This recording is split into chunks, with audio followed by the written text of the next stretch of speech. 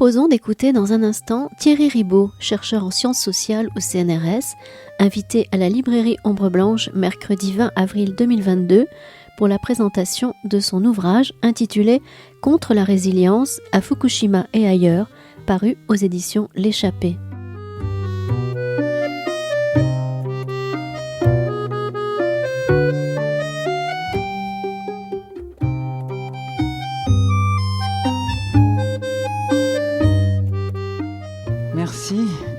Merci donc à la librairie pour cette possibilité de discuter avec Thierry Ribaud, de l'entendre et de pouvoir ensuite débattre. Alors, je vais me faire assez discrète parce que le livre est vraiment d'une très très grande profusion. Je pense qu'il y a beaucoup de fils à tirer de ce livre. Bon, j'ai choisi bien entendu quelques axes de questions à lui poser plus particulièrement.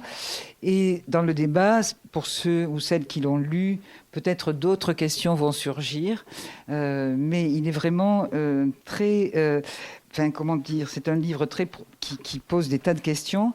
Et c'est un livre qui est sorti en 2021, donc j'avais lu à ce moment-là, et qui, dans la période présente, un an après, disons, un an et demi après, a une résonance très très particulière. C'est un livre vraiment qui nous raconte aussi la situation dans laquelle nous sommes.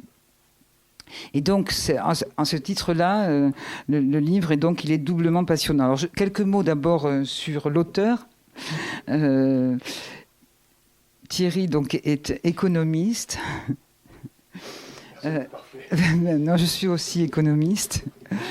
Mais ce qui peut-être nous fait que nous sommes rassemblés ici et qu'il a écrit, c'est qu'il avait déjà écrit en 2012 dans les éditions de l'Encyclopédie des nuisances que peut-être vous connaissez. J'espère que vous connaissez parce que c'est une très très bonne maison d'édition où sont publiés des livres fort importants.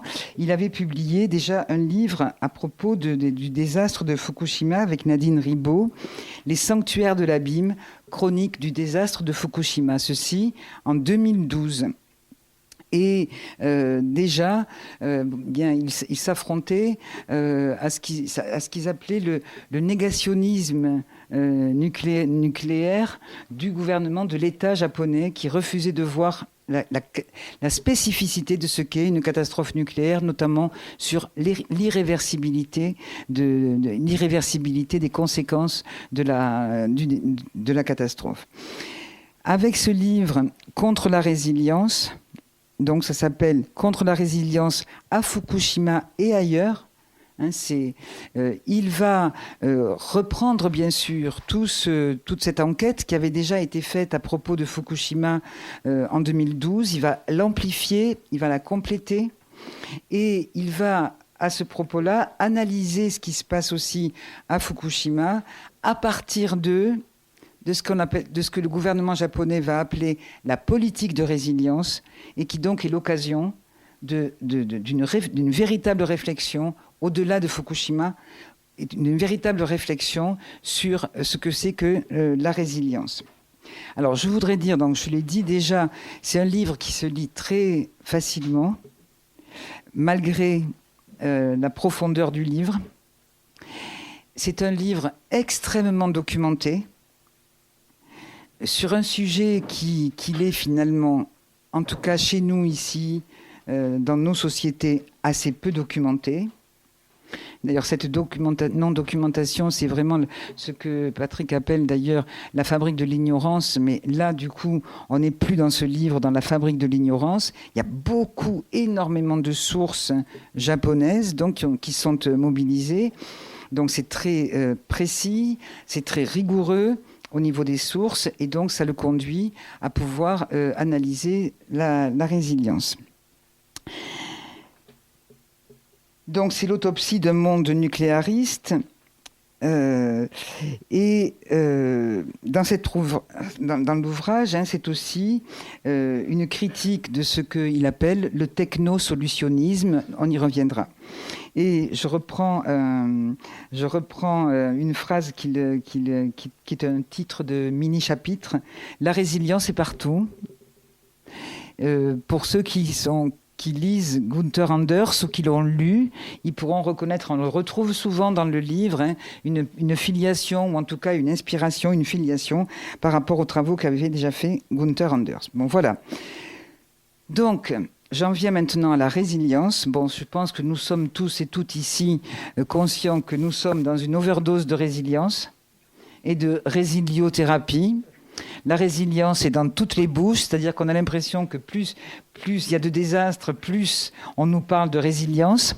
Donc c'est un mot valise qu'on entend absolument partout et dans des situations complètement différentes.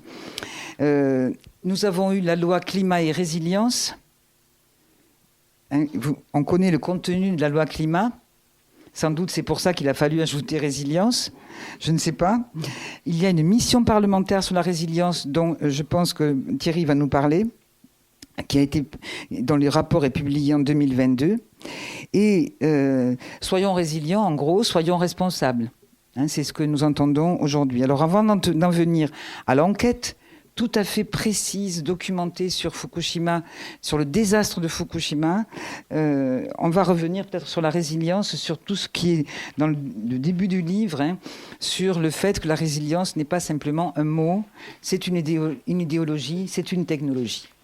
Alors pourquoi la résilience est une idéologie et pourquoi la résilience est une technologie et comment ? Bon, ce que j'essaie de faire, c'est très modeste, c'est un tout petit travail qui a du mal à passer dans les foules, parce qu'en fait je vais à contre-temps, je vais contre la marée, je vais contre le vent en fait. Vous m'entendez ?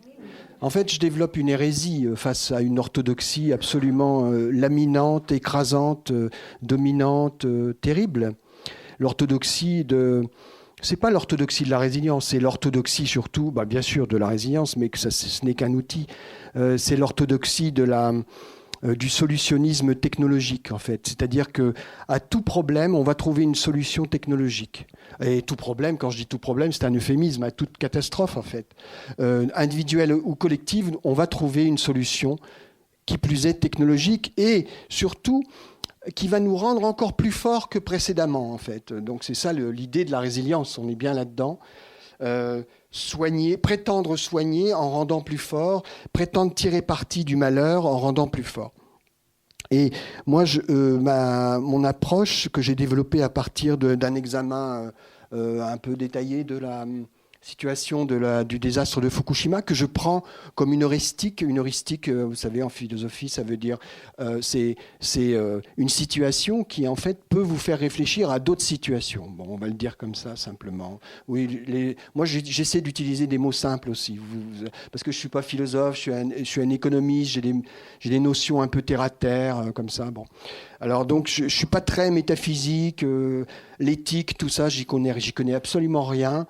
Par contre, il m'a été donné d'être quasiment acteur, si je puis dire, dans cette catastrophe de Fukushima, puisque j'y étais au moment où les réacteurs ont explosé. Et puis, il m'est arrivé aussi donc, de participer à l'élan citoyen naïf qui a prétendu essayer de répondre à cette chose à laquelle personne ne pouvait répondre. Bref. Pour moi, ma thèse, c'est vraiment d'expliquer en quoi... parce qu'on entend souvent dire que la résilience est détournée. Non, moi je dis la résilience, c'est un outil de détournement. Ce n'est pas la même chose. Et notamment, donc, c'est une technologie du consentement, c'est-à-dire c'est à la fois une technique et une idéologie. C'est une technique et une idéologie. Donc, une idéologie, c'est quelque chose qui transforme, c'est une pensée qui transforme votre pensée, en fait, voilà, et qui vous amène à penser dans une direction qui vous est en quelque sorte donnée, pas forcément de manière consciente. Et donc, c'est quelque chose qui travaille là-dessus, la résilience. Et c'est consentir. Alors, c'est une technologie du consentement à plusieurs choses. C'est une technologie qui permet de consentir à la technologie, justement, et par la technologie. typiquement, la situation de Fukushima nous le montre, puisqu'il s'agit en fait d'amener, à travers une politique de résilience dont je pourrais donner quelques éléments, d'amener là-bas les gens à consentir à la technologie nucléaire, effectivement. Par la technologie aussi, tout comme d'ailleurs, je peux y revenir bien sûr, mais le vaccin, la technologie vaccinale, c'est une manière de nous amener à consentir en fait à l'omniprésence de pandémies dans la société dans laquelle nous vivons. En fait. Donc consentir par la technologie, à la technologie, consentir aux nuisances aussi, aux nuisances, c'est-à-dire à tout ce que les catastrophes génèrent, et aussi ce que les solutions technologiques génèrent comme nouvelles catastrophes sur la catastrophe. Hein.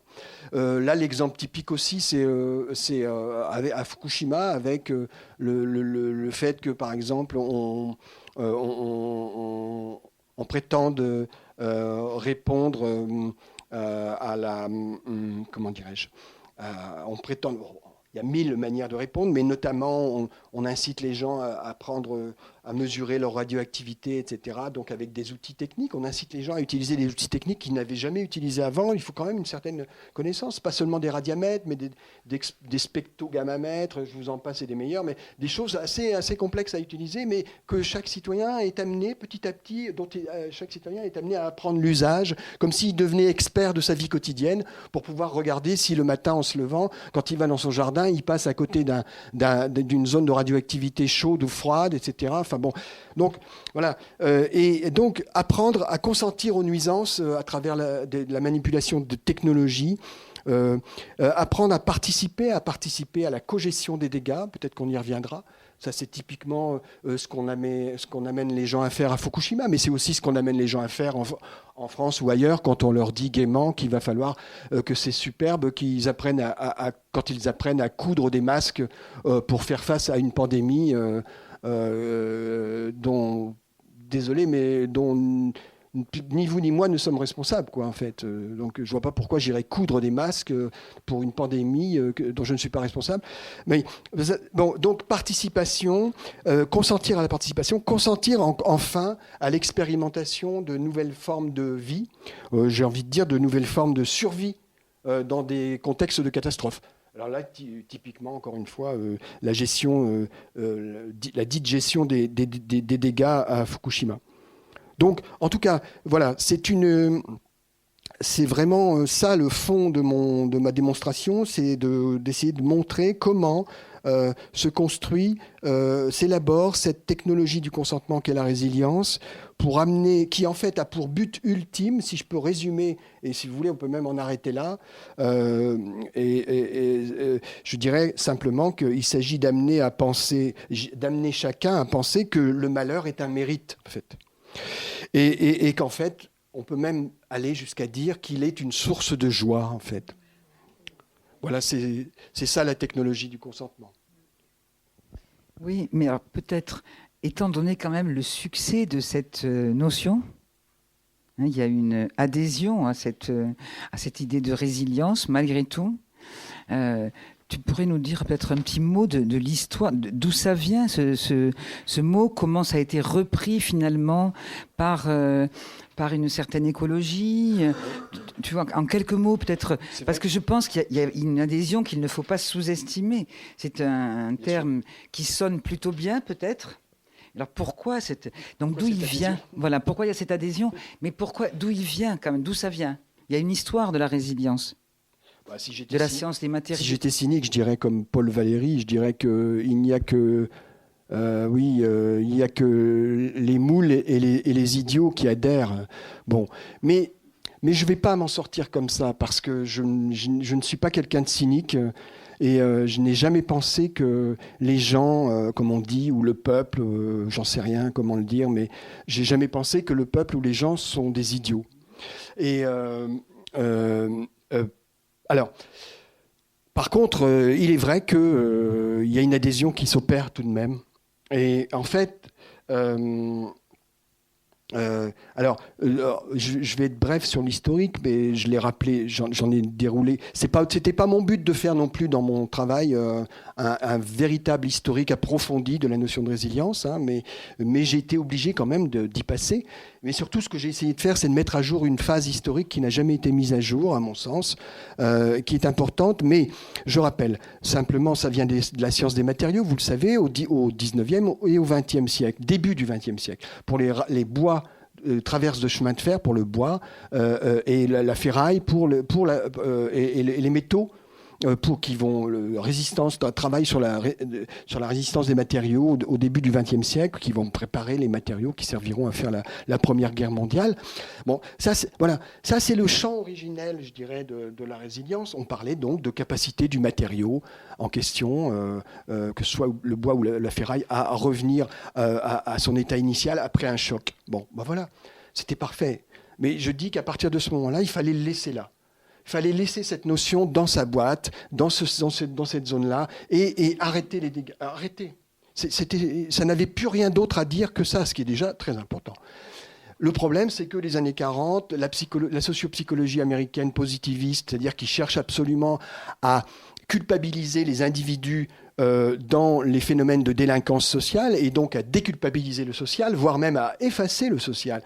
Parce que dans la psychosociologie positiviste, en fait, il n'existe pas vraiment de société en réalité. La société est un amalgame d'individus qui ont l'embarras du choix dans leur comportement. En gros, on choisit son comportement comme on choisit ses produits au supermarché, c'est un peu ça, quoi. Alors, donc, un individualisme méthodologique, comme on dit, hyper poussé dès le départ dans cette psychosociologie américaine des années 40, qui va surfer avec cette idée de résilience, qui va nous ressortir ça à tire-larigot pour expliquer le fait qu'il y ait des comportements chez des Noirs américains qui sont plus ou moins qui amènent plus ou moins la personne en fait à se réadapter à la société plutôt que de continuer à rester dans un circuit de délinquance. Donc on va parler de l'importance de la foi, par exemple, comme phénomène, comme vecteur de résilience, etc. Bon, des choses comme ça.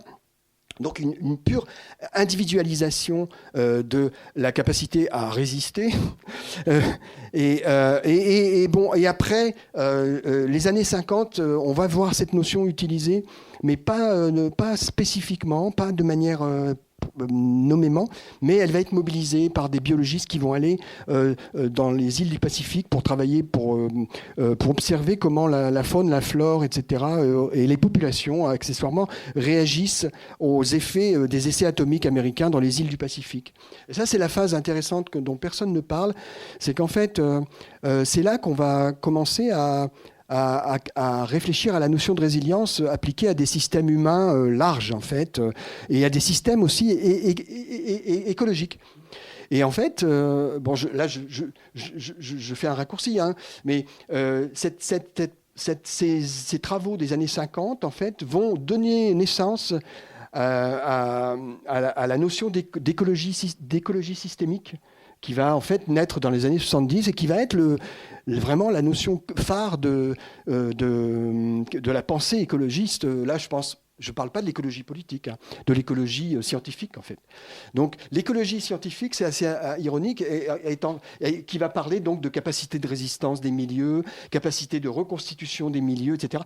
Et alors, voilà, ça, c'est connu. Le fait que l'écologie systémique ait intégré la notion de résilience. Mais ce qu'on ne dit jamais, c'est qu'en fait, elle l'a intégrée parce qu'avant, dans les années 50, il y a la notion de résilience qui est en fait née dans l'observation de la capacité de résistance des humains et de la nature à la radioactivité, en fait. Donc là, c'est assez intéressant de voir une filiation assez perverse, en fait, de la notion de résilience qui va atterrir dans l'écosystémisme. Voilà. Après, bien sûr, c'est l'explosion que nous connaissons des années 90 avec l'utilisation dans toutes les situations individuelles ou collectives les viols, la maltraitance, toutes les formes le deuil, enfin tout va devenir prétexte à mettre en place une thérapie dite de résilience avec les succès éditoriaux que l'on connaît. Bon. Pourquoi ? C'est vrai que c'est une notion qui a beaucoup de succès parce qu'en fait, elle permet quand même à chacun. Alors d'un côté, elle permet à chacun de se donner l'impression qu'il est maître de son destin. Le problème, c'est qu'en fait, on n'a jamais eu de preuve qu'il y ait eu des individus qui s'en sont sortis avec la résilience comme thérapie, quoi, en fait. Ça, c'est le seul petit obstacle. C'est qu'en fait, c'est une notion thérapeutique qui n'a jamais soigné personne. Voilà. Par contre, ce qui ne veut pas dire qu'il n'y a pas des gens qui ont déjà été soignés des maux qu'ils ont subis. Mais le problème, c'est que les résiliomaniaques sont venus leur mettre, pour les gens qui s'en sont sortis, sont venus les affubler de la notion, bah oui, vous en êtes sortis parce que vous étiez résilient. Alors, l'exemple typique, c'est les gens qui ont réchappé des camps de concentration, où on a dit, il y a une certaine psychologie avec Cyril Tonic et tout ça, enfin, je ne sais plus comment il s'appelle exactement. Oui, c'est ça, Cyrulnik, c'est ça. J'avais oublié son nom.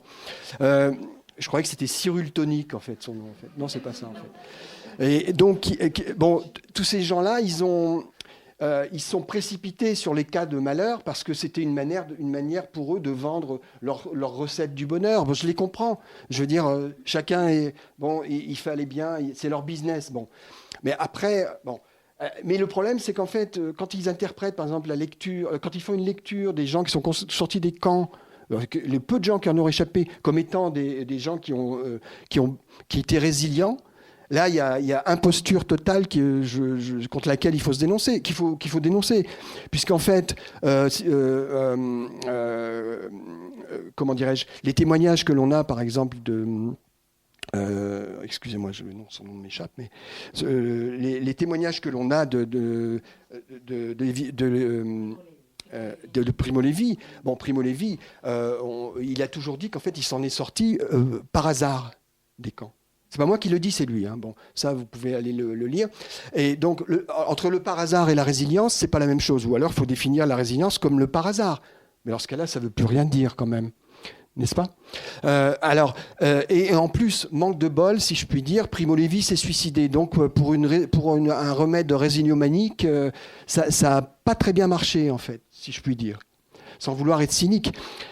Bon, et puis, il y a cette citation que je veux faire quand même des apologues de la résilience, que je ne peux pas m'empêcher de la faire parce qu'elle est cynique, elle est affreuse. Ce sont des contemporains de vous et moi qui sont des proches de comment il s'appelle, Cyril Tonic. Non, comment ? Cyril Tonic. Et qui disent en fait l'expérience du camp de la mort est un chemin initiatique qui procure une force de vie. Voilà ce que disent ces gens-là. C'est pas moi qui l'invente. Hein. Moi, je fais qu'aller lire les choses. De toute façon, moi, j'invente pas grand-chose. Je suis pas très créatif. Par contre, j'ai 2 yeux pour lire à peu près.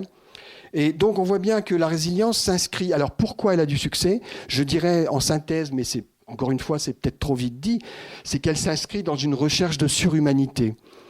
Et il y a bien une obsession, un fantasme de surhumanité chez les individus et dans les sociétés, et au niveau collectif, qui fait que peut-être cette notion a beaucoup de succès, quoi, en fait. Excusez-moi, je réponds. Excusez-moi, je prends trop de temps pour répondre à la Non, c'est question. très bien. C'est très bien. Oui, mais alors justement, j'avais envie que ce soit posé par rapport aux sciences dites dures, l'origine, parce que ça donne, tu ne crois pas que ça donne une sorte de neutralité à l'histoire de la résilience ? C'est une définition scientifique, donc neutre, alors que c'est véritablement on peut dire une véritable idéologie, c'est pas simplement un mot. Tout à fait. Oui, alors, je confirme ça. Avant de revenir sur des situations plus qui nous sont plus proches en France, peut-être revenir un peu sur Fukushima, parce que c'est allé un petit peu vite. Je pense que parce que on est assez ignorant de ce qui s'est passé vraiment à Fukushima, de ce qui s'y passe. Il y a quelque chose de...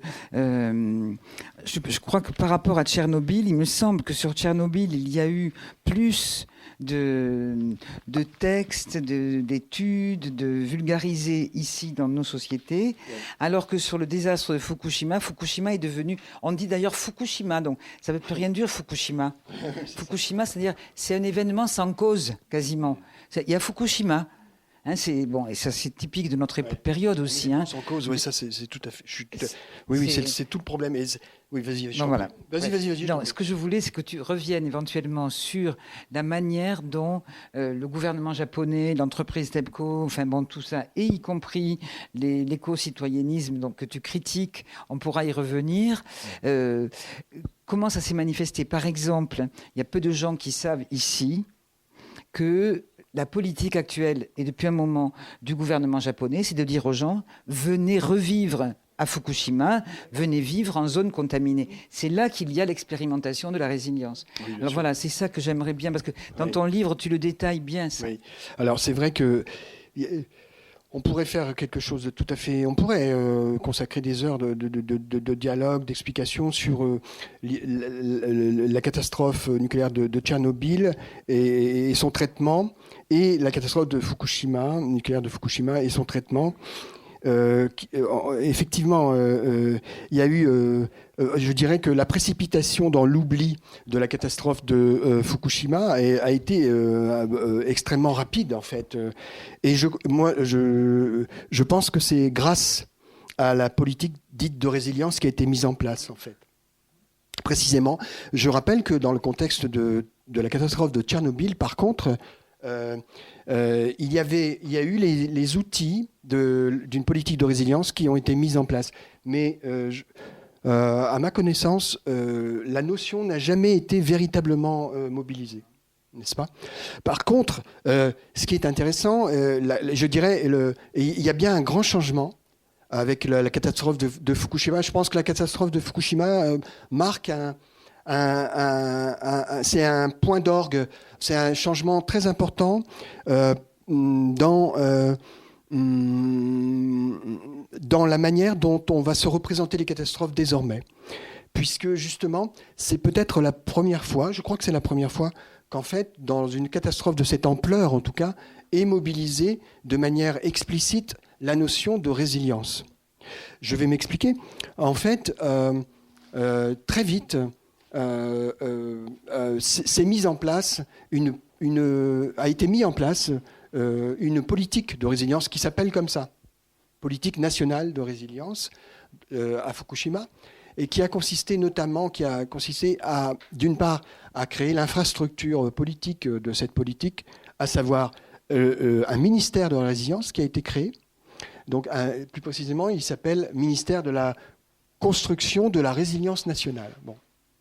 J'insiste sur les mots, ils ont l'air un peu comme ça, un peu technocrate, mais j'insiste sur ces mots parce qu'en fait, 11 ans après, j'en parlerai tout à l'heure, la France envisage, une certaine France envisage une politique de résilience nationale.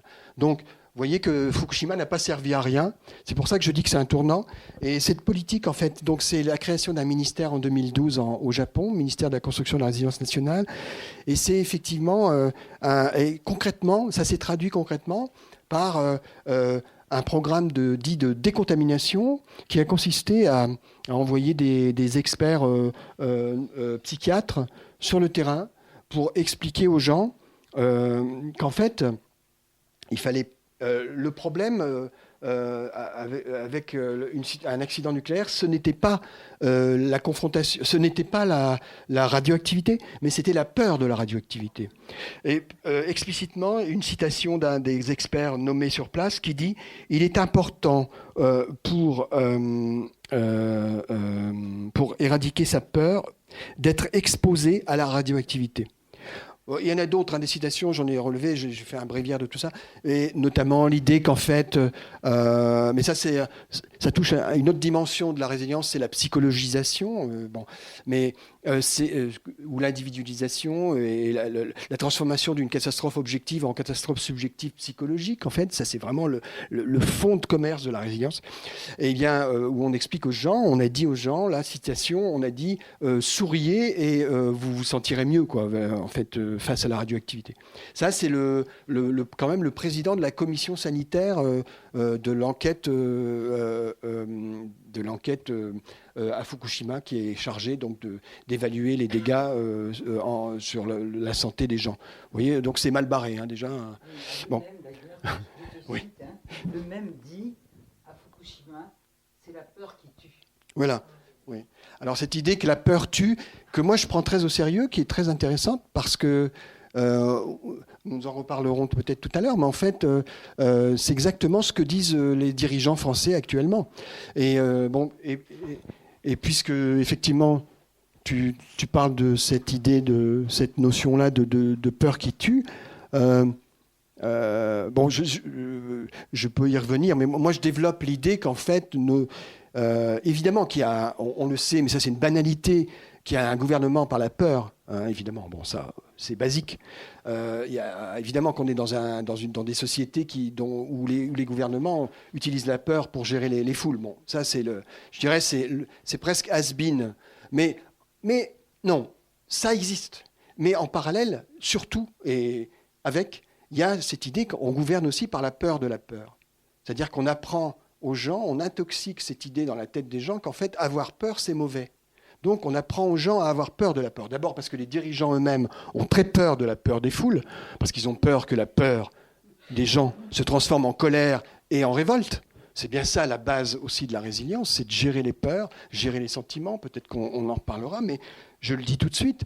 Et donc, à Fukushima, en tout cas, il y a bien eu cette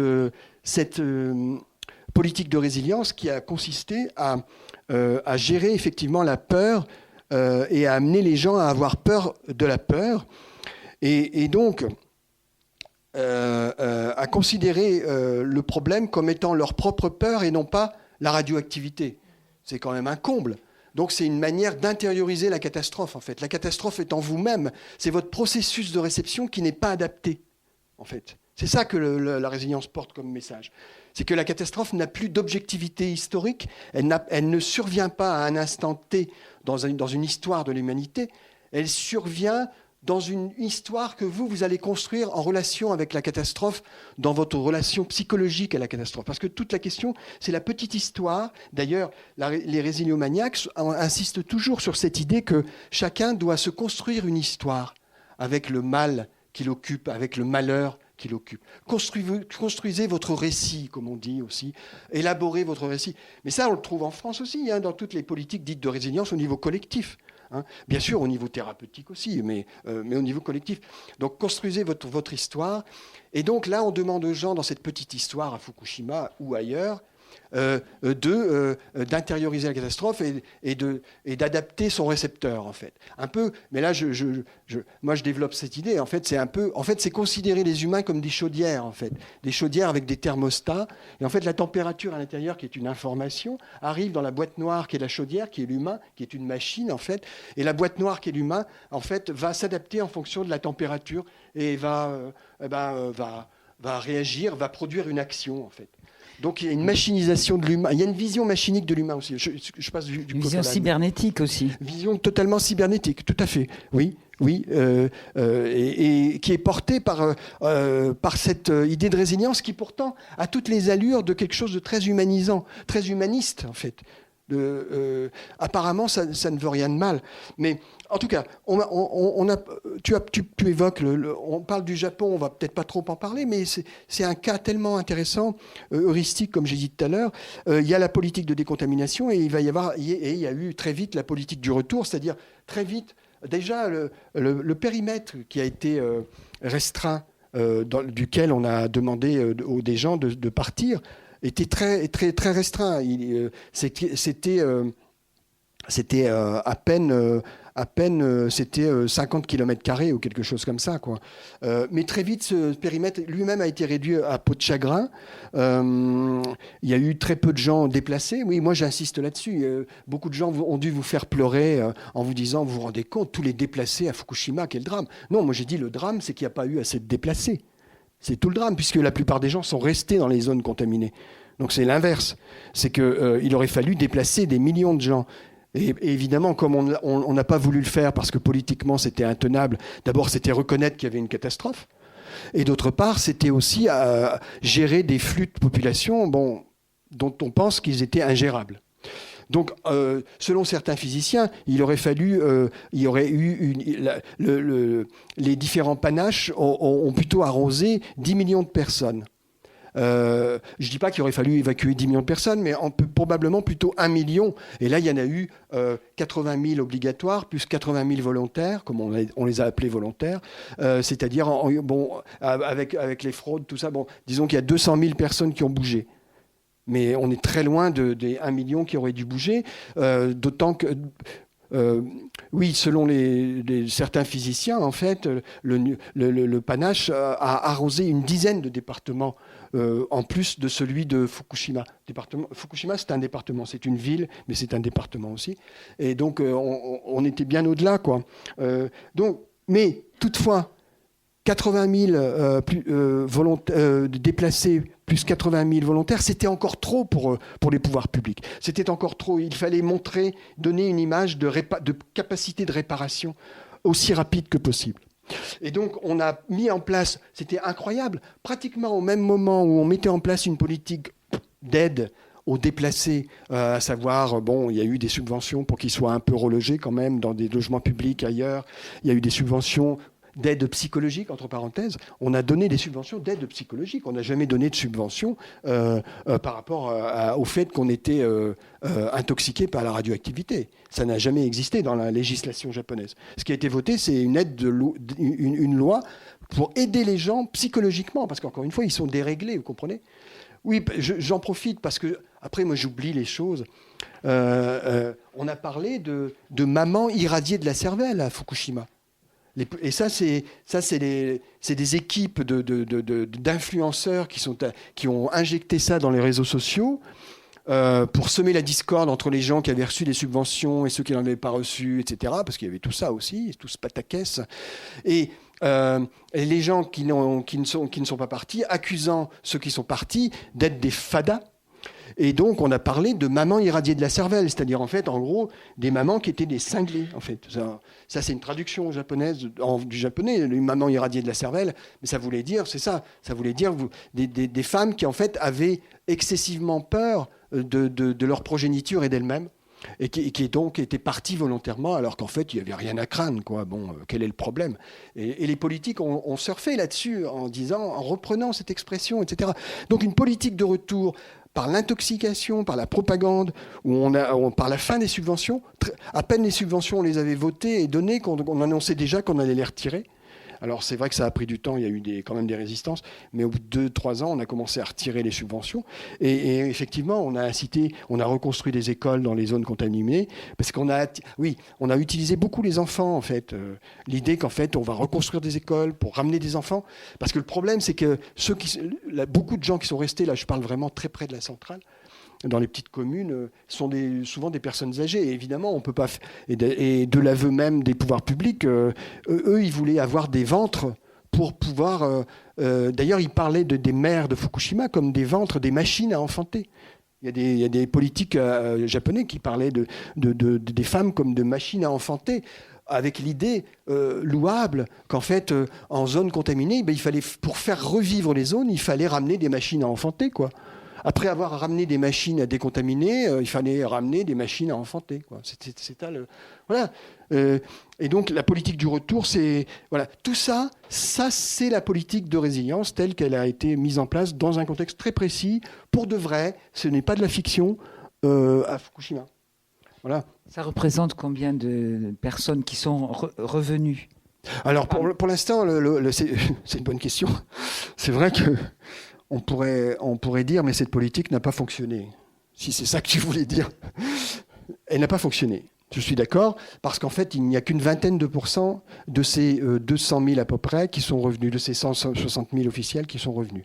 Il n'y a que 20% pour l'instant, et on a beaucoup de mal à ramener les gens. Il faut dire, les zones sont encore assez dévastées. Bon, il y a eu du nettoyage, mais il y a les infrastructures, etc. Donc je suis d'accord. Du point de vue si on mesure à l'aune du taux de retour, on peut dire que cet échec de la politique, que la politique de résilience est un échec. Toutefois, là où on peut dire qu'elle n'est pas un échec, c'est dans le fait que je crois qu'elle permet quand même, de légitimer le fait que il y aurait eu qu'en fait il devait y avoir normalement beaucoup plus de personnes qui auraient dû être déplacées et qui ne l'ont pas été, en fait. Donc finalement, on se concentre, ça permet de se concentrer sur le peu de gens qui ont été déplacés et le peu de gens qui sont revenus. Donc il y a tout un débat là-dessus. Mais en fait, pendant ce temps-là, on oublie de dire que grâce à la politique de résilience qui a consisté à inciter les gens à prendre en charge eux-mêmes leur vie quotidienne dans des zones contaminées, à apprendre à mesurer, à faire partie de groupes citoyens qui vont mesurer quotidiennement pour savoir où sont les points chauds, etc. En fait, on a éduqué les populations à co-gérer le désastre. Et ça, on peut dire que de ce point de vue-là, le succès de la politique de résilience japonaise est total. Puisque, en fait, ça a absolument bien fonctionné. Ça a permis également de désamorcer la colère, c'est-à-dire de désamorcer le sentiment de colère qui est apparu tout de suite après la catastrophe, qui a duré quelques mois. Mais avec ces politiques de résilience, on a semé la pagaille parce qu'on a semé la zizanie entre les gens qui voulaient rester et ceux qui voulaient partir. Et on a semé la zizanie entre les gens qui disaient bon, c'est une catastrophe, mais pourquoi se débarrasser du nucléaire, et ceux qui disaient c'est une catastrophe, mais il faut se débarrasser du nucléaire. Donc on a réussi. Donc cette politique de résilience, elle a calmé le jeu. Elle a eu son impact sur la gestion de la colère, je pense. Et la preuve en est, c'est que 15 jours après le début de la catastrophe, oui, moi je parle de début de la catastrophe, puisque la catastrophe est en cours. Elle a commencé en 2011, mais elle continue, puisqu'il y a encore il y a 1000 cuves qui sont en train d'être déversées dans l'océan Pacifique, d'eau contaminée. Il y a 3 cœurs de réacteurs fondus qui sont encore là et qu'on récupérera probablement jamais. On dit une 50aine d'années, mais on pense qu'il faut des robots, etc. Bon, bien sûr, c'est l'occasion d'innovation technologique, donc le Japon rebondit, comme on dit. Hein. Mais en fait, ils n'y arrivent pas, cela dit. Ils n'arrivent pas à extirper. Il y a des piscines avec des combustibles usés qui menacent de tomber. Donc, la catastrophe est en cours. Dans cette catastrophe en cours, en fait, je ne sais plus ce que je disais. Je voulais dire quelque chose. La colère, elle s'est estompée très vite parce que on a appris aux gens à co-gérer cette catastrophe, alors elle était en germe. Deux semaines après le début de la catastrophe, le Japon, je vous rappelle, a déclaré qu'il se retirait du nucléaire, définitivement, qu'il sortait, comme on dit, sortir, qu'il arrêtait. Et en fait, 2 semaines encore plus tard, enfin 3 semaines plus tard, ce gouvernement-là est tombé, et un autre gouvernement est arrivé qui a annoncé qu'en fait, eh bien non, en fait, on allait continuer. Alors là, il y a toute la géostratégie des pressions américaines, etc., qui se branchent là-dessus, qui ont poussé le Japon à ne pas abandonner le nucléaire pour pouvoir garder des possibilités de développer un nucléaire militaire pour les Américains en cas de guerre avec la Chine et la Russie. Donc il y a aussi ça, il y a cette dimension géostratégique. Mais ce qui est intéressant, c'est qu'en fait, cette colère, alors que c'était quand même un pays qui venait de connaître un accident. Alors d'abord, ils ont connu une catastrophe, Hiroshima, Nagasaki, et là, on a ces 3 réacteurs qui explosent. Et 15 jours après, les manifestations ont duré longtemps. Mais 2 mois après, on va dire, la radicalité des manifestations a largement baissé. Et en fait, pourtant, le Japon annonçait en plus qu'il allait continuer le nucléaire. Donc la politique de résilience, de ce point de vue-là, a totalement eu ses effets. C'est-à-dire qu'elle a... Alors bien sûr, il y a en plus la politique de coercition. Bien sûr, on a maté les manifestations. Bien sûr, ça joue un rôle aussi. Hein. Mais il y a aussi la fabrique de l'idéologie, la fabrique du mensonge, la fabrique de l'ignorance, qui a joué un rôle clé dans tout ça aussi, à travers la politique de résilience. Voilà. Bon, je suis un peu flou et très vague, mais je suis fatigué. Alors juste, je peux encore poser une question. Moi, il y a quelque chose qui m'a intéressé dans le bouquin, parce que je l'avais pas lu comme ça, enfin, je l'avais lu nulle part comme ça. C'est comment cette politique de résilience, finalement, elle entretient un rapport extrêmement... c'est une fabrique de l'ignorance, et avec cette idée de rebondir, etc., de se dépasser, etc., finalement, et au renvoi, renvoi de catastrophes objectives à des situations subjectives, individuelles, tend à décrédibiliser la science. Oui. Et ça, je sais pas, tu peux nous en dire un mot, parce que là aujourd'hui on s'inquiète partout d'un rapport à la science qui a été complètement biaisé, etc., etc. On y met les conspirationnistes dedans et tout. Mais comment justement cette idéologie de la résilience, qui est l'idéologie mainstream quand même, qui n'est pas une idéologie conspirationniste, qui est tout à fait mainstream, comment elle aussi, elle dévie le rapport à la science dans un sens où il n'y a plus de réalité, il n'y a que ce que je ressens, comment je me représente la réalité, comment mes émotions me font lire la réalité, et donc la dévalorisation des savoirs objectifs, quoi. Oui, c'est vrai. Je ne l'ai pas tout à fait présenté comme ça, mais c'est vrai, mais tu as raison, c'est bien ça. Et c'est marrant parce que on se fait souvent accuser, je veux dire, les gens qui critiquent... moi, je critique une certaine science. Et en fait, critiquer la science, la production scientifique, le processus de production scientifique, la manière dont les scientifiques se positionnent par rapport à des, comme on dit de manière euphémisante, des controverses, que ce soit Covid ou autre chose. En gros, il faut quand même... On est quand même plutôt invité à se la fermer en matière de critique par rapport à la science, au risque effectivement d'être vite classé pour quelqu'un qui est conspirationniste précisément. Et alors qu'en fait, moi, ce que j'essaie de montrer, c'est effectivement que et ça, c'est à partir du processus de production de savoir dans un contexte de catastrophe nucléaire, j'essaie de montrer qu'en fait, justement, la science est prise en flagrant délit de dénigrement d'elle-même, en fait. C'est assez bizarre. C'est-à-dire qu'en fait, les scientifiques, un certain type de scientifiques s'aventurent dans cette idée, vont à contre-courant de la science officielle, en fait, précisément. Et à Fukushima, c'était flagrant, avec des scientifiques de tous bords, au niveau de toute nationalité, américains, mais surtout français d'ailleurs, bien sûr, puisque la France étant un État nucléaire, nous avons des scientifiques experts en nucléaire et en catastrophe et en mensonges, qui en fait sont assez entraînés, quoi, puisque en plus c'était les mêmes qui sont intervenus sur le terrain de Tchernobyl. Donc ils ont une espèce de, ils sont assez résilients d'une certaine manière. En fait, et ces gens-là, qui sont des scientifiques très sérieux, peut-être même, j'ai envie de dire, beaucoup plus rigoureux que moi, qui suis dans un champ des sciences humaines. Eux, ils sont dans les sciences dures. Ces gens-là, en fait,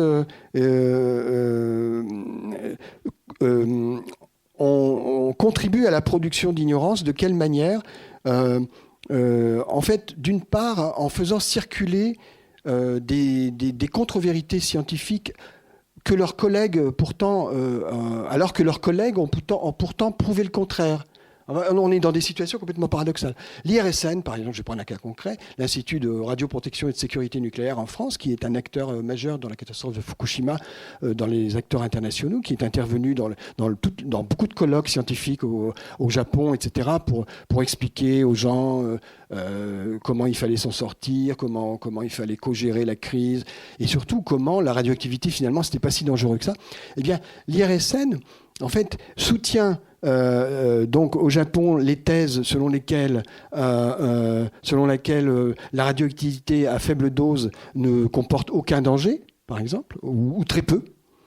Et en fait, par ailleurs, ils ont des chercheurs qui travaillent dans des équipes internationales qui ont mené des enquêtes internationales auprès des travailleurs du nucléaire, enquêtes qui montrent qu'en fait, à partir dès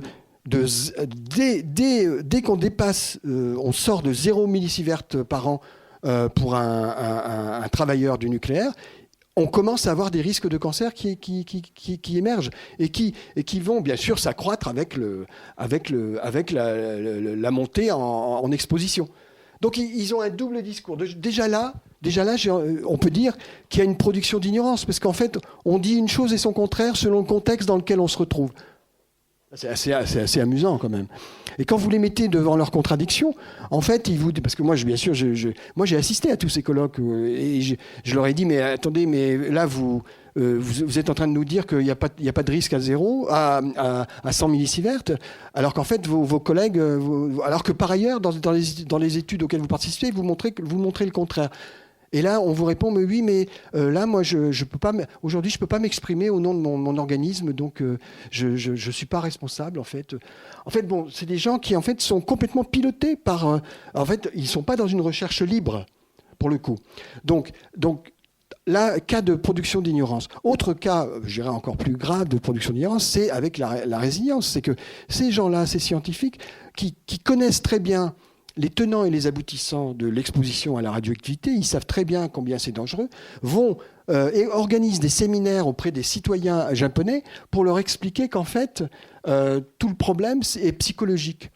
Donc en fait, ce sont des gens qui en plus souvent ne sont même pas psychologues eux-mêmes et qui sont plutôt des physiciens, y compris venant du commissariat à l'énergie atomique, etc. Et qui vont expliquer qui vont expliquer aux populations qu'en fait, ce qu'il faut, c'est qu'elles apprennent à ne pas manger les champignons dans la forêt. Attention aux pousses de bambou, parce que c'est vachement dangereux, ça absorbe, ça a une capacité à retenir les radionucléides, donc évitez. Quand vous voyez des points chauds, quand vous mesurez avec votre compteur des Geiger des points chauds, évitez les points chauds, passez à côté, etc. Donc une espèce mais au fond, continuer à vivre dans la radioactivité parce que c'est pas si toxique que ça. Donc là, il y a une production d'ignorance organisée, moi je dis, comme on parle de crime organisé en fait, en quelque sorte, qu'il faut absolument dénoncer. Et puis je veux rajouter quelque chose dont je parle pas mal dans mon livre, qui est encore pire, j'ai envie de dire. C'est le fait que moi je démontre qu'en fait la production d'ignorance n'est pas seulement le fait du mensonge ou d'une volonté de mentir ou de garder secret. Il y a ça, il y a le lobby, il y a les liens incestueux, il y a la science asservie, il y a des scientifiques qui se vendent, etc. Mais il y a aussi le discours banal du scientifique non vendu qui en fait son travail de tous les jours et qui, dans des contextes de catastrophe, compte tenu du fait que lorsque survient une catastrophe, quand je parle de catastrophe, je parle de catastrophe. Je ne parle pas d'une catastrophe imaginaire qu'on voit dans les films américains, c'est le réel. C'est-à-dire la chose qui, en fait, vous saute à la figure, quoi, en fait, et vous pousse à mener une action et met votre vie en danger. Et quand il se passe une catastrophe, bien sûr, il y a des effets de panique. Les populations sont paniquées, mais les pouvoirs publics sont paniqués aussi. Et notamment, en fait, la production de connaissances au moment d'une catastrophe, ça c'est ce que je soutiens, elle est obligatoirement oblitérée par une production d'ignorance. C'est-à-dire qu'en fait, au moment où une catastrophe survient, malheureusement, bien sûr, si on pouvait faire le contraire, ça serait génial, mais malheureusement, en fait, on n'arrive jamais à tout savoir sur ce qui se passe de cette catastrophe. Donc en fait, on a ce que j'appelle, il y a des trous noirs scientifiques. Il y a ce que j'appelle de la science non faite. C'est-à-dire qu'il y a des zones où en fait, on ne va pas explorer. Alors, d'une part, parce que, comme je l'ai dit tout à l'heure, volontairement, on ne veut pas aller explorer parce qu'on n'a pas envie politiquement de se mouiller, etc. Mais il y a aussi des zones qu'on ne va pas explorer parce qu'on n'a pas les moyens d'explorer. On n'a pas toujours les moyens de tout explorer concernant une catastrophe.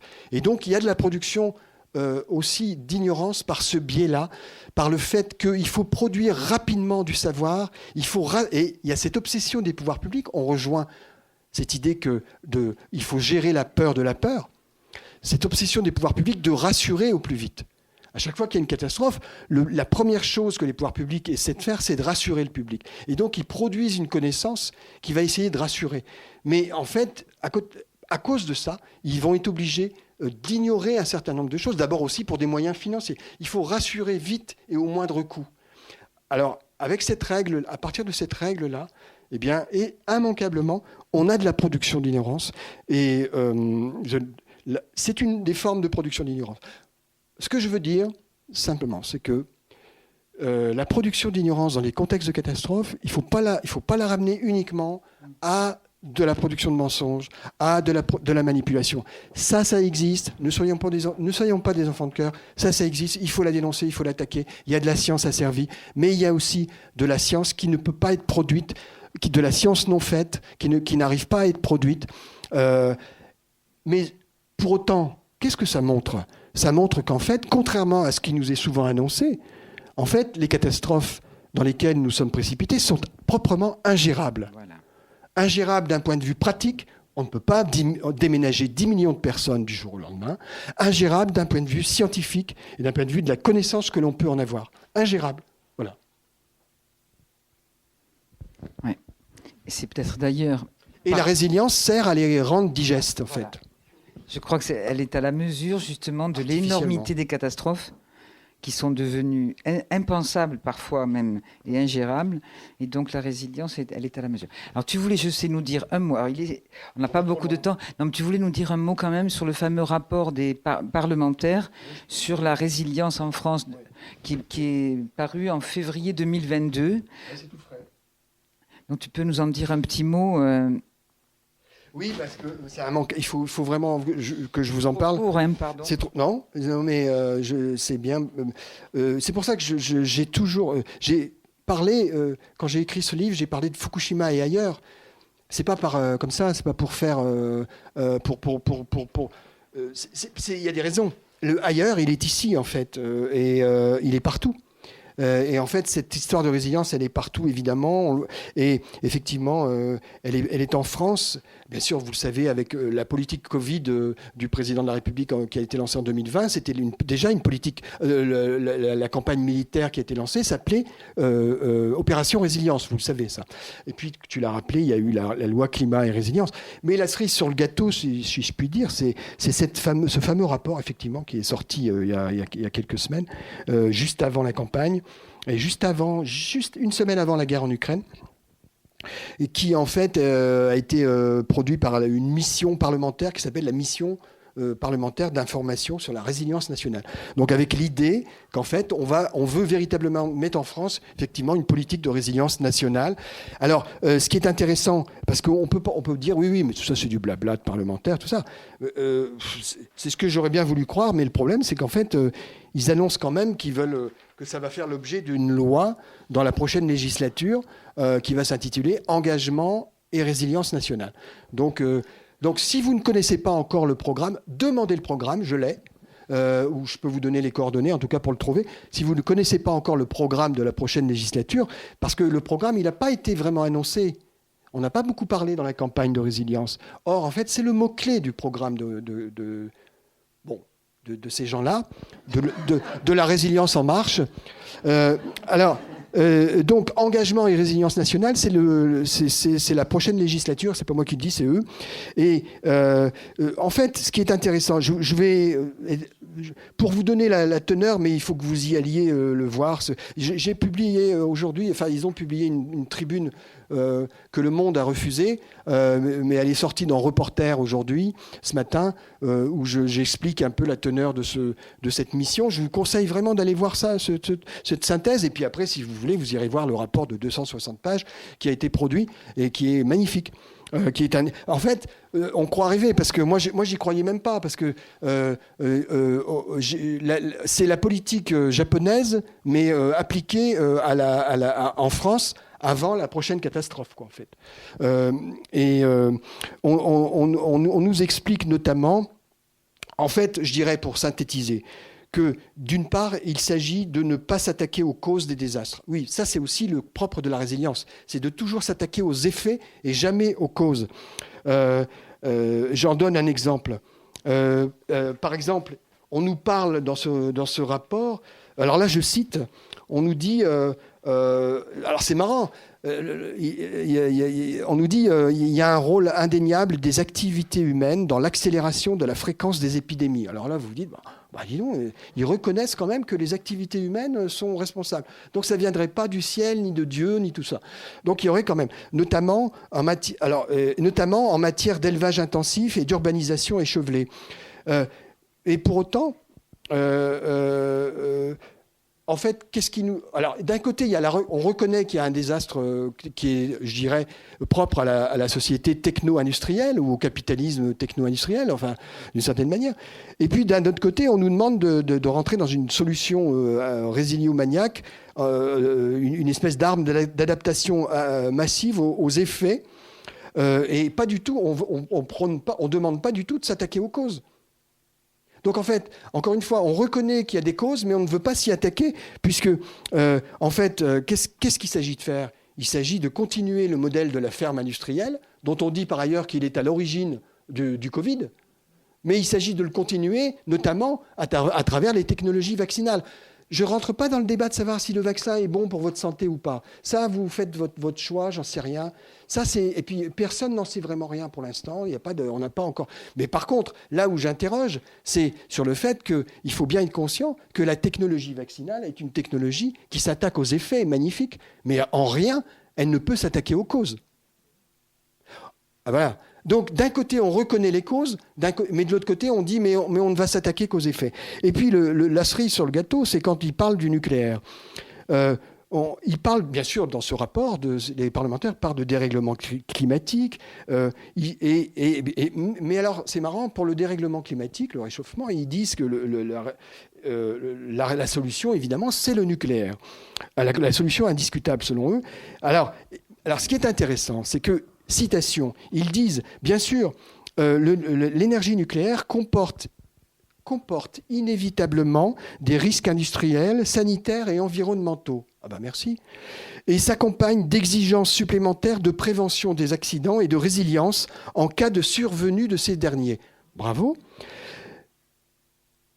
Mais c'est pourtant la seule solution qu'ils nous proposent pour le climat, pour sauver le climat. Donc en fait, en gros, on nous dit, ne prenez pas la crise climatique pour une fatalité. Mettez ça de côté. On va vous proposer une autre fatalité, celle de la catastrophe nucléaire. Donc on remplace une fatalité par une autre fatalité. Encore une fois, une techno-fatalité, j'ai envie de dire. Alors, donc voilà, ne pas chercher les causes, c'est le cœur de l'argumentation de ce rapport. Oui, je me permets de le critiquer parce qu'en plus j'ai été auditionné par les parlementaires en question, donc je me sens c'est comme un droit de réponse, quoi, aussi, puisque bon, j'ai fait partie des premiers auditionnés par le Parlement pour construire leur commission. Et après moi, il y a eu pratiquement que des militaires, mais bon. Alors, le deuxième point clé que l'on retrouve dans la catastrophe de Fukushima et sa gestion, c'est de rendre subjectif le désastre, comme on en a parlé. Et surtout, je dirais même, d'aller vers un éloge du sacrifice. Et je vais en finir avec ça. En fait, parce que là, c'est trop délicieux, je ne peux pas ne pas le citer. Voilà ce que disent les parlementaires, ce qu'ils écrivent. Des centaines d'exemples d'héroïsme civil et militaire montrent la résistance collective des peuples face aux épreuves, famine, invasion, exil qu'ils traversent, illustrant que les membres d'une société humaine peuvent être habités par un sentiment ou des idéaux qui leur paraissent plus élevés que leur propre vie. Moi, je vous dis tout de suite, ce n'est pas mon cas. Nous voici donc rassurés sur l'avenir, du fait que la crise du Covid a prouvé que des milliers de citoyens étaient prêts à s'engager, y compris en prenant des risques. Ben oui, c'est ce que je disais tout à l'heure. Pour les précepteurs de la résilience, on ne souffre jamais en vain. Donc, il n'est pas étonnant qu'en fait, ils nous disent encore l'évaluation des effectifs directement mobilisables pour contribuer à la résilience nationale, c'est-à-dire les hommes et les femmes susceptibles d'intervenir en première ligne en cas de crise grave. Eh bien, donc ils mènent cette évaluation et ils préconisent également dans ce rapport, alors là, je vous prie de ne pas rire, ils préconisent une généralisation du service national universel et aussi du port de l'uniforme dans les écoles au plus jeune âge. Non mais ne rigolez pas, parce que il ne faut pas vous moquer de moi quand même. Hein. C'est eux qui écrivent ça. Alors je vous invite à aller voir ce rapport. Ça fait partie des 47 mesures.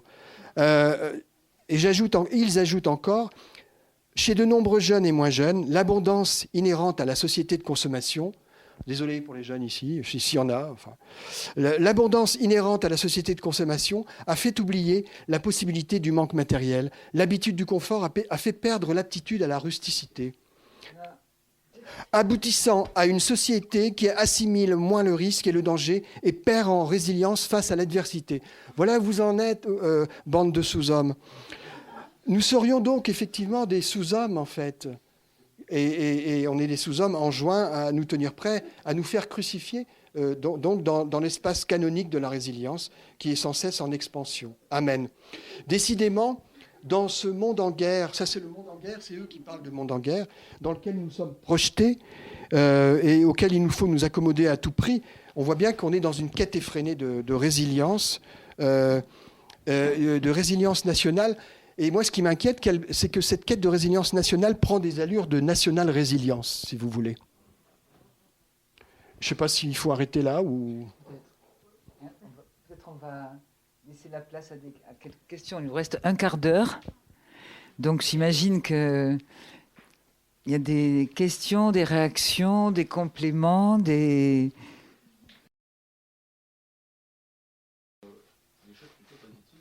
Oui, bien sûr. Il y a Gunther Anders, donc, qui est un philosophe des années 50, qui a beaucoup travaillé sur Hiroshima et tout ça, et sur la modernité technologique. C'est pas un philosophe fumeux, il est vraiment très intéressant, il faut vraiment le lire, et notamment son livre L'obsolescence de l'homme, mais il parle justement de l'éradication de la colère. Enfin, lui, il parle du problème de la honte de la colère, en fait. Et il parle de la honte de la peur aussi. Et c'est lui qui défend cette idée qu'il faut réapprendre à avoir peur, et pas seulement, et donc qui défend cette idée que il dit, on est dans une espèce de, lui déjà à son époque, il dit dans les années 50, il dit on est dans le droit à la liberté, voilà c'est ça, c'est la fameuse liberté de la peur. Il oppose la liberté d'avoir peur à la liberté il oppose la liberté d'avoir peur au fait d'être libéré de la peur. Il dit en fait, tout contribue à nous libérer de la peur. Mais il dit, c'est bien d'un certain aspect, mais d'un autre côté, il faut aussi apprendre à avoir peur afin d'être libre. Donc, pour lui, c'est une dialectique, en fait. On ne peut pas être que dans un monde où on éradique la peur. Au passage, je me permets de dire que en mars 2021, le numéro 2 de l'Organisation mondiale de la santé déclarait qu'en fait, nous ne sortirions pas du Covid, mais par contre, il fallait absolument éradiquer la peur. Il a utilisé ce mot-là, éradiquer. Il fallait éradiquer la peur du Covid. Parce qu'en fait, évidemment, et pourquoi il faut éradiquer la peur du Covid ? Parce qu'il faut éradiquer la peur des effets que nous produisent ces catastrophes, en fait, pour apprendre à s'adapter à ces catastrophes et à vivre avec. Voilà, c'est ça le message. Bon, ça ne répond pas à votre question, mais bien sûr qu'il y a un gros problème sur cette histoire de la peur et de la manière dont on apprend à l'éteindre. Et j'attire votre attention, j'en parle dans le livre, parce que c'est tellement pitoyable, il faut quand même en parler, qu'il y a des neuropsychiatres qui travaillent sur les circuits neuronaux et qui essayent de travailler, de faire des interventions chirurgicales sur les circuits neuronaux pour, disent-ils, éteindre la peur, en fait. Donc, pour apprendre à localiser les circuits de la peur, pour pouvoir les éteindre, parce que la peur, c'est mauvais. Et là, voilà, on est dans la continuité, on est dans l'application. Après, il y a eu une époque, c'était les électrochocs. Maintenant, on en est là, quoi, en fait. Et c'est bien, je pense que tout ça s'inscrit bien dans l'idéologie de la résilience qui en fait ne veut absolument plus que nous ayons peur, quoi. Enfin, elle travaille à ça, quoi.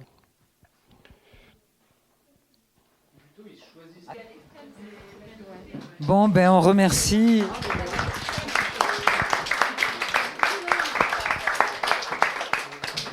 Oui, non, je voudrais ajouter que je remercie la librairie infiniment. Je remercie Christian infiniment. Je remercie Geneviève Hazan pour d'avoir joué le rôle d'interlocuteur. C'était magnifique. Et puis je remercie également Anne de Boyer qui m'a beaucoup aidé dans la vie quotidienne. Voilà. Et dans la pensée. À bientôt. Au revoir.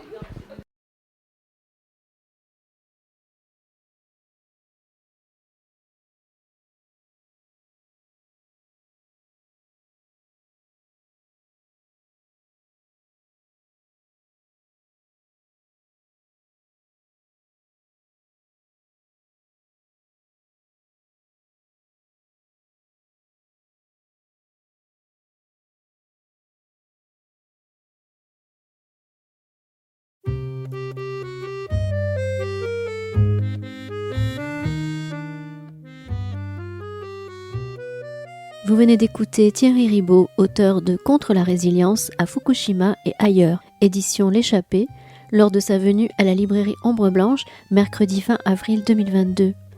Thierry Ribaud a aussi fait paraître avec Nadine Ribaud l'ouvrage Les sanctuaires de l'abîme, chronique du désastre de Fukushima en 2012, aux éditions de l'Encyclopédie des nuisances. Rencontre réalisée et mise en onde par Radio Radio.